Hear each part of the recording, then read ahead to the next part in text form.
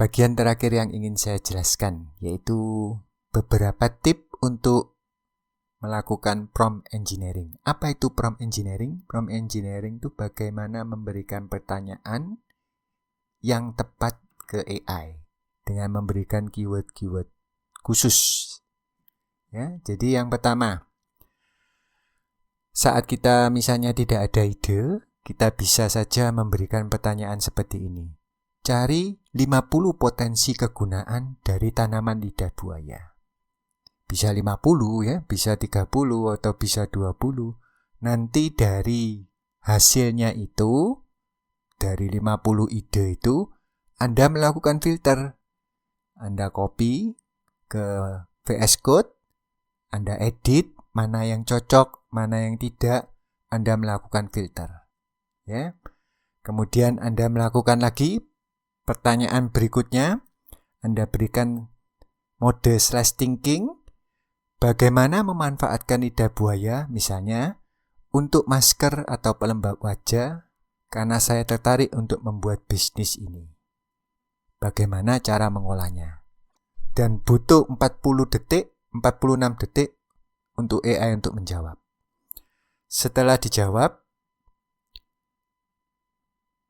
seperti ini ya, langkah-langkahnya dan seterusnya.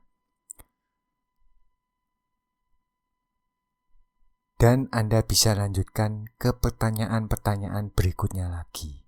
Jadi, tidak langsung satu prompt itu satu pertanyaan langsung menyelesaikan semuanya, tapi Anda bisa melakukan iteratif brainstorming. Jadi iteratif brainstorming itu bertanya step by step.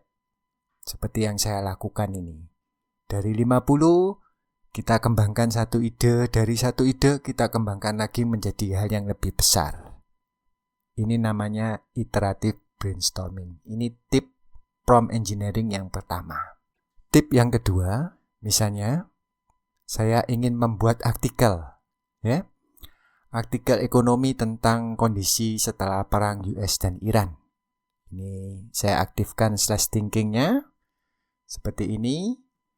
Dari 10 outline, jadi sekali lagi saya tidak langsung meminta artikelnya, tapi saya kalimat ini yang penting. Buat outline artikel. Ya, buat outline artikel. Nanti dia memberikan outline, ya. Dari 10 artikel yang dihasilkan, kita dapat belajar idenya. Sekali lagi, kita ini mendapat masukan dari AI. Kemudian kita kembangkan dari output itu. Bisa saja dari 10 kita filter menjadi 5, kemudian kita kembangkan. Bila perlu, ini yang penting juga, prompt engineering yang bagian ini ya.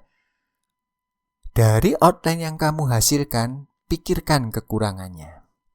What critique about this? Jadi dia akan mencari dari idenya yang 10 yang diberikan itu, kekurangannya apa? Kita kembalikan lagi. Ya, setelah itu baru kita kombinasikan.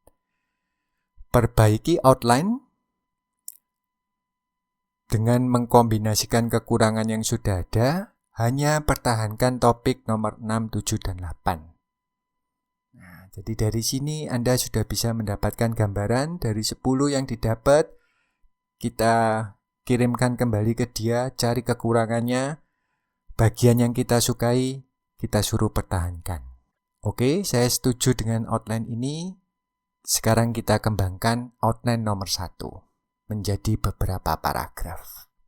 Ini cara mengembangkan sebuah artikel yang lengkap step by step.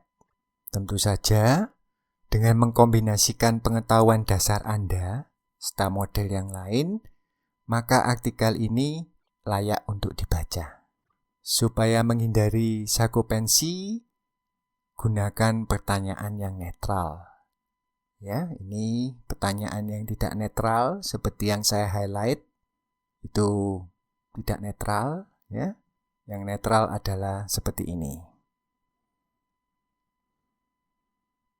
Gunakan keyword-keyword tertentu selain menggunakan perintah slash tadi itu, /thinking, /deep research ya. think hard before answering itu juga sama. Dia akan berpikir terlebih dahulu sebelum menjawab. Ya. Ini misalnya digunakan di model selain ChatGPT, di model yang lain. Kemudian do web search. Kita memaksa AI untuk melakukan double check terlebih dahulu dengan browsing ke website-website yang online, baru menjawab pertanyaan kita. Ya. Only use source from official, khususnya untuk pertanyaan yang berhubungan dengan kesehatan. Sebaiknya dari sumber website yang bisa dipercaya. Gunakan keyword ini. Ini untuk menghindari cascading error. Ya, jadi AI kita suruh cek ulang hasilnya. Ini kalau kita ingin menghasilkan gambar mirip dengan gambar yang kita dapat dari internet, generate prompt for a tag image.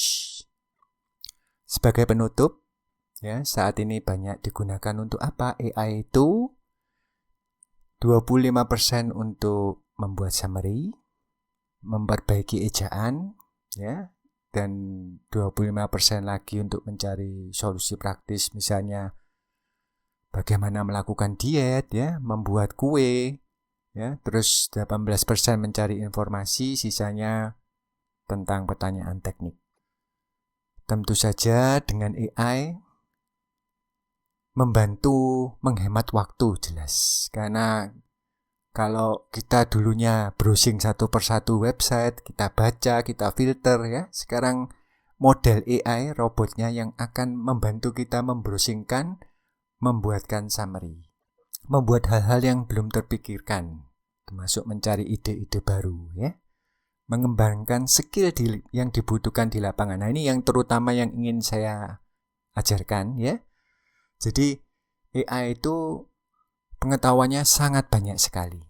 Bahkan dia bisa melakukan web search.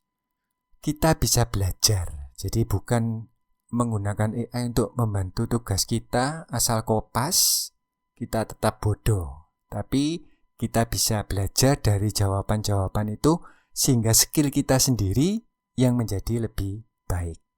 Jadi bukan kopas, tapi memahami jawaban AI, kita praktekkan. AI tidak menggantikan manusia, tapi terjadi perubahan kebutuhan tenaga kerja. Jadi kalau menurut World Economy Forum dari 2025 sampai 2030 itu terjadi perubahan pergeseran tenaga kerja, terutama yang sangat mudah digantikan oleh AI. Contohnya penerjemah. Mungkin Anda saat ini juga sudah bisa merasakan, ya, input data yang manual. Oke, jadi ini hal-hal yang sebetulnya menurut saya umum dan bisa kelihatan sekarang, ya. Tapi AI sendiri juga akan membuat lapangan kerja baru untuk bisnis. Ada proses bisnis, ada model AI, bagaimana menggabungkan antara proses bisnis dan model AI ini supaya bisa menyatu. Kemudian ada Human AI Collaboration Manager, termasuk juga ada cyber security-nya, ya, khusus untuk model AI. Semoga membantu. Terima kasih.